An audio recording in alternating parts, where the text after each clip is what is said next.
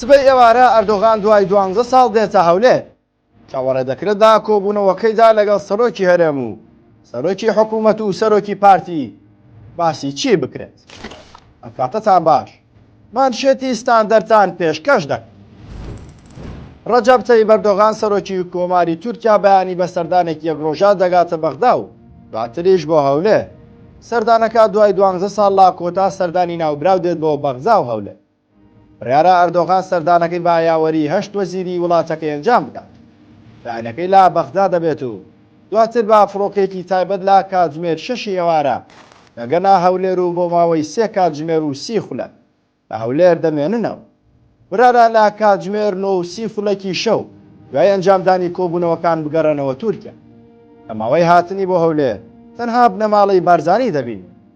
بە جۆرێک تەنها مەسعود بارزانی و نێچیروان بارزانی و ئەسنور بارزانی دەبینێت. تا ئێستا ڕوون نییە با جیادان بینێت یاخود بەیەکەوە، بەڵام ئەوەی ڕوونە جگەل لەو سێ بەرپرسان هیچ بەرپرسێک لە حیزبەکانی تر نابینێت. پێشتر ئەردۆغان لەبارەی ئەم سەردانە وتبووی هەولێر پرسی نەوت و پەیوەندی هەردوو لا تاوتوێ دەکەم.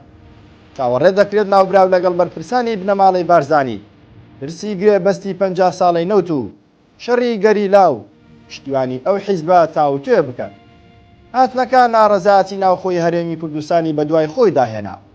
ئەویش بەهۆی ئەو سنوور بەزاندن و هێرشانەی سوپای تورکیا لە ناوخۆی هەرێم ئەنجامی دەدات.